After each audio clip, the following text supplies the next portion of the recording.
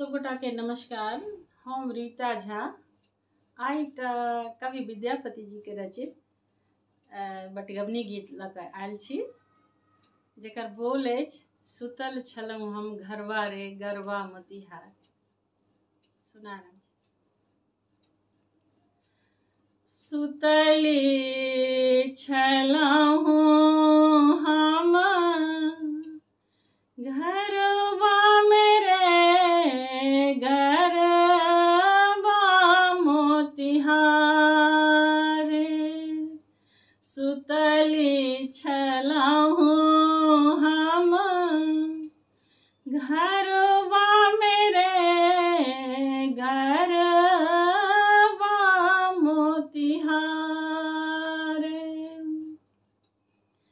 राति जखन भिन सरवा मेरे पिया आयल हमार।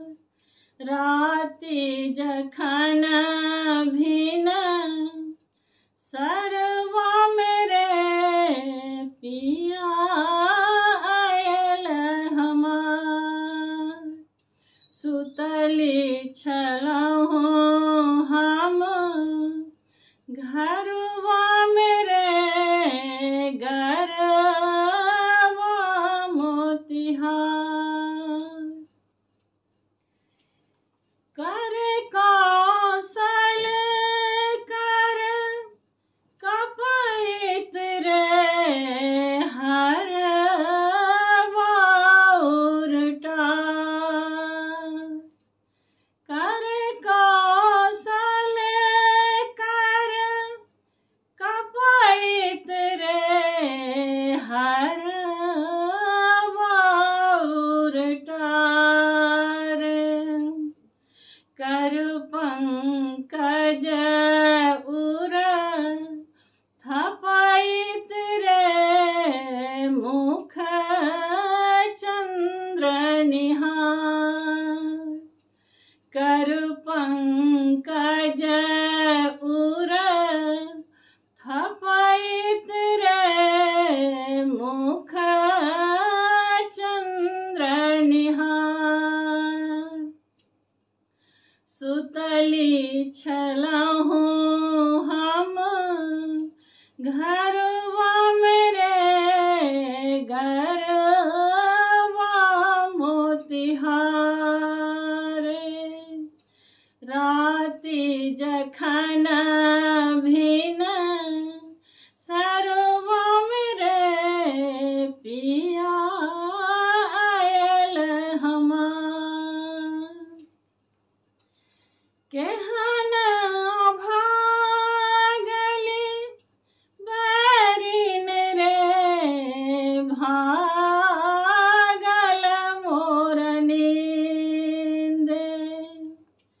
केहन भागली बैरिन रे भागल मोर नींद। भलकाय नहीं देखी पाओल रे गुणमय गोविंद। भलकाय नहीं देखी पाओल रे गुणमय गोविंद। सुतली छलहुँ हम घरवा मेरे गरवा मोतिहार। राति जखन भिन सरवा मेरे पिया आयल हमार। विद्यापति कवि गाओल रे सुनो मन धरु धीरे।